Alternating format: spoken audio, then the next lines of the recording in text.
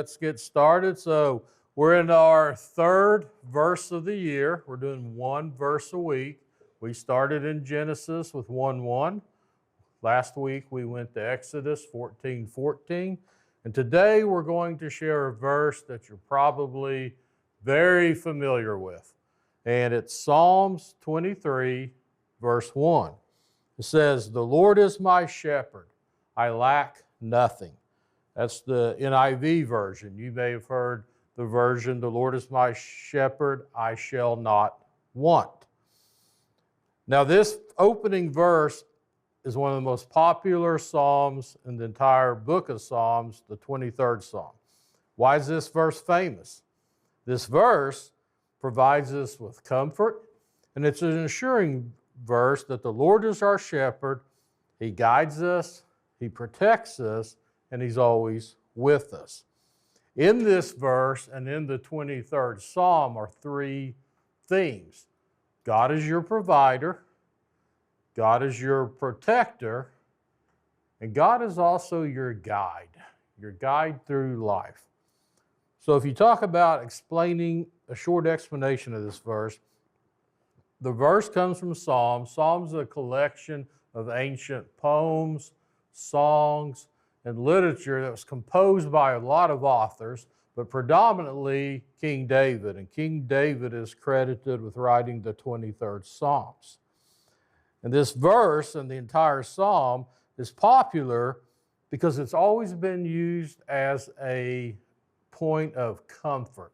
It's one of the most read verses in Psalms at funerals and other get-togethers, and anytime comfort is needed, whether it's in a hospital or something, the 23rd Psalm is repeated.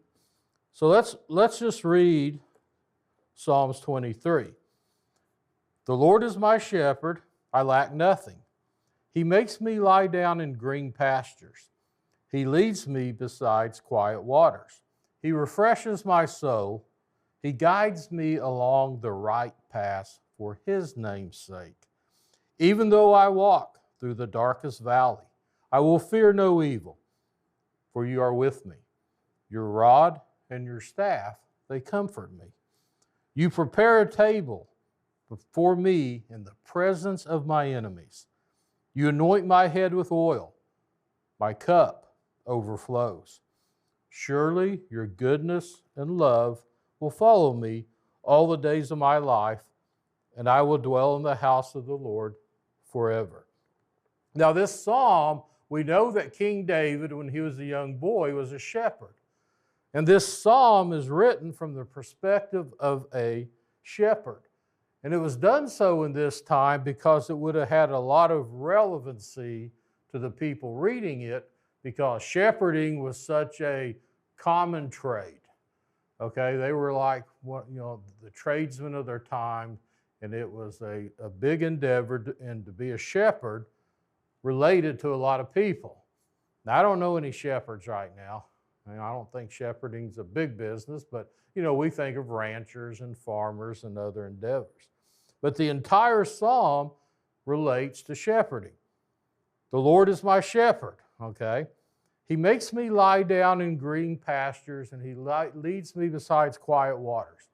That would relate to shepherds. Their job was to take the sheep out, get them watered, get them rest, get them some exercise. These verses would tie and relate to a shepherd. He guides me along the right path, because shepherding would mean knowing your terrain, knowing the paths, knowing where the water, where the green grass was, and there were various paths that the shepherds would know, like maps in their head. Even though I walk through the darkest valley, shepherding was in a hilly country, and sometimes you would be up on the mountaintop, but to get to the next place, you would have to go through a valley. And in this time, there were lots of predators. There were lions and bears and all that good stuff. Your rod and your staff, they comfort me. Shepherds carried a rod and a staff.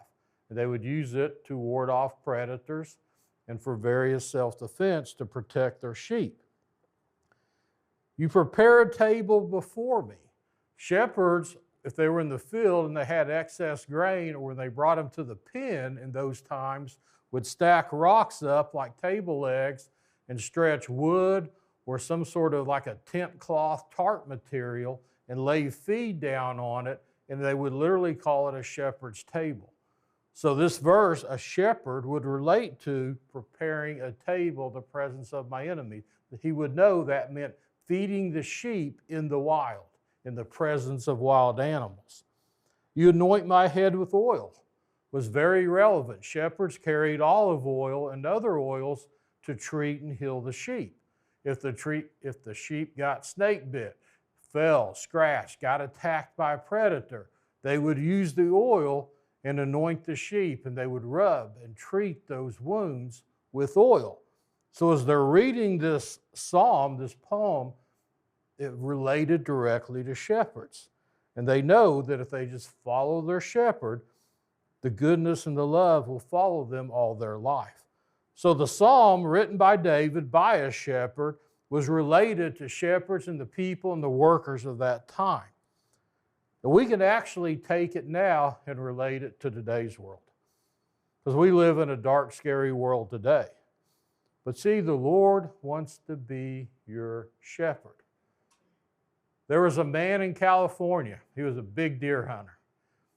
And he lived in the mountainous areas of kind of the northeastern part of California there. And he always drove by this ranch that had these beautiful fields, and the foothills of the mountains were behind him. And he always wanted to hunt there. So one day, he decides, I'm going to pull into this ranch, and I'm going to ask the owner permission to hunt his ranch. So he pulls into the driveway and politely knocks on the door and asks the rancher, the guy that owns this place, I've always seen your place, admire it. Do you mind if I could hunt it? The guy said, well, I appreciate you asking, and because you asked and you're kind enough, sure, I'll let you hunt here. He goes, well, that's awesome. Do you mind if I get in my truck and drive through the gate and just kind of quickly survey the pastures and the fields back there? He says, no problem, but I better go with you. I'll have to ride with you.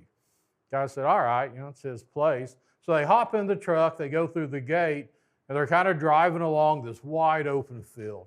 And this guy's really excited. There are streams and meadows. You can see the mountain drops and the foothills in the background. This place has got to be loaded with deer.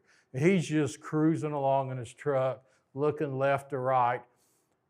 And the owner says, you better slow down. In fact, it's time to stop. The guy, okay. And he stops and he goes, get out of the truck. I want to show you something. They get out of the truck and walk. 30 yards in front of the truck is a massive fault in the earth. And it stretches the entire length of the ranch. As far as you can see to the right and to the left, it's 30 feet wide and you cannot see the bottom. It's an old volcanic, I think they call them fissures, where the ground has faulted. You see the movies where there's earthquakes and the ground separates. They walked to the edge and it was sharp, jagged rocks. You cannot see the bottom. You could even feel a mist and airflow bubbling up from deep down in the earth, and it's 30 feet wide. And the farmer says, this is what I wanted to show you. Because if you don't know the terrain, it can be very dangerous. And the hunter thought to himself, isn't it good to have a guide in life? And that's why it's so important to have Jesus in our life, because we need someone that knows the terrain. Because we all get caught up in cruising down the road, and we like to look here, there's a squirrel, there's a bird, and we get distracted. And we lose our way. And if we're not careful, we can run into peril and danger. But that's what a shepherd's job is to do. So when we look at this verse, the first part says, the Lord is my shepherd. So what is exactly a shepherd? The only time we really think about shepherds are nativity scenes. Well, a shepherd cares for the sheep. He guides the sheep. He always stays with them, and he protects them. And Jesus is our good shepherd. And Jesus used the parables and the analogy of the shepherd in John chapter 10 to compare and to talk to his people how he's the shepherd of his sheep, his flock, which is us as followers of Christ. And he wants to walk with you every day. He wants to guide you and protect you. So if you look at John chapter 10, a couple verses there, 10:2, the one who enters by the gate, this is Jesus speaking, red letter. The one who enters by the gate is the shepherd of the sheep. The gatekeeper opens the gate for him, and the sheep listen to his voice. He calls his own sheep by name and leads them out. So here's a powerful verse that basically says the one who enters by the gate is the gatekeeper and the shepherd. So what Jesus is doing here, he's telling us, I'm the only way to heaven. I am the gate. The pen represents the safety in heaven, and there's a narrow gate. And they intentionally built pens for sheep in remote areas and out in open fields and obviously near their homes. And they would walk the sheep through a narrow gate so they could count them and make sure they were all there. But it was a narrow gate so they could get it done in an orderly fashion. And only the shepherd opens and closes the gate. And Jesus is telling them, I'm the gate. I am the only way into heaven. The only way my sheep will get there is through me opening the gate. He goes on in verse 7, and Jesus says again, very truly I tell you, I am the gate for the sheep. All who have come before me are thieves and robbers, but the sheep have not listened to them. I am the gate. Whoever enters through me will be saved. They will come in and go out and find pasture. The thief comes only to steal and kill and destroy. I have come that they may have life and have it to the full. I am the good shepherd. The good shepherd lays down his life for the sheep. And here's an instance where he's reaffirming, I'm the gate, I'm the way. There's a lot of false prophets, a lot of false teachings, but they're not the gate. They come through different ways. They come through different means, and if they do, they're up to no good. And they come to kill and destroy. Because thieves and robbers were always trying to steal sheep back in the time because they had value. They could be resold. They could shear the wool. They could slaughter the sheep and make meat. And Jesus goes further by saying, I am the good shepherd, and I laid down his life for the sheep. And he is foreshadowing his own death, that he's willing to lay his life on a cross and die for each and every one of us. And that's what a good shepherd does. And why it's critical, the people understood what laying down your life for sheep meant. When the shepherd got all of his sheep into the pen, they would close the gate at night, and the shepherd would lay down in front of the gate. Because he knew the only way for somebody to come steal the sheep would be to go through the gate. So a shepherd always slept in front of the gate. And he would lay down, and it represented he was willing to give his life to protect his sheep. In verse 14, Jesus says, I am the good shepherd. I know my sheep, and my sheep know me. And Jesus is talking about a relationship with him. That a relationship with Jesus it's not religion, it's a personal relationship. Each shepherd would have a voice and distinct calls, and the sheep would only respond to their shepherd. Another shepherd's voice and another person's voice, the sheep will ignore because they are trained to listen for one voice. And Jesus is telling us, I'm that shepherd. Hear my voice. Block out and all the distorting noise and chaos and from the world. Focus on me and my voice. I am your shepherd. I want the relationship with you. With the Lord as your shepherd, you lack nothing. You have all that you need. You shall not want. You can rest with peace, knowing that you have everything you need. After World War II, the Germans have been defeated. Europe was a mess, and there was so much war and chaos in that part of the world. Parents went off to war. We know about concentration camps. A lot of lives were lost. And before towns and cities would get invaded, parents would take their small, younger children and put them on trains and send them down the rails to the next town far away from the fighting and the conflict. And they would hopefully either send them to some relatives or to somebody who may adopt an orphanage. There were these holding places, literally, that became orphanage, because more often than not, when these kids were put on these trains and sent away from the invading armies, ultimately their parents lost their lives. So after the war, Europe had a big problem with orphans. And they had these massive orphanages that they had set up, hoping that distant relatives or somebody would find them where they could place them into homes. And these kids had been through a lot of traumatic experiences. They had traveled alone, often only relying on maybe a sibling, a brother or sister that was just as young as them. And they had to fight and scratch and try to find food. They had to find out who they could trust, who they could not. And as they did these orphanages, the psychologists came in and found something very interesting. The kids would always be fed.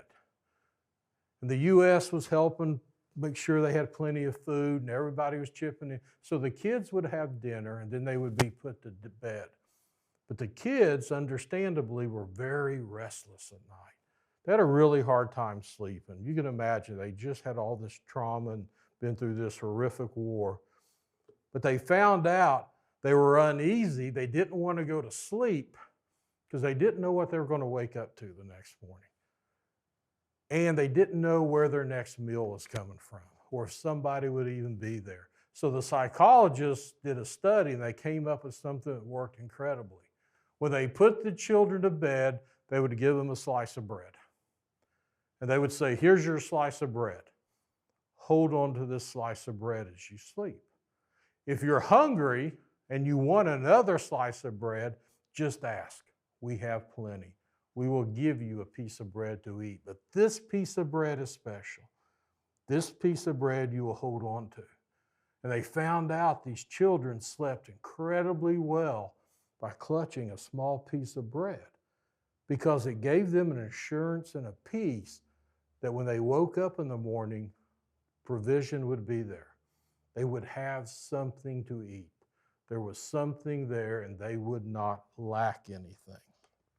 So for us, our question today is, where do you feel you're lacking? If God is your provider and your protector and guiding you, and yet sometimes we all feel we're still lacking something. We still need more.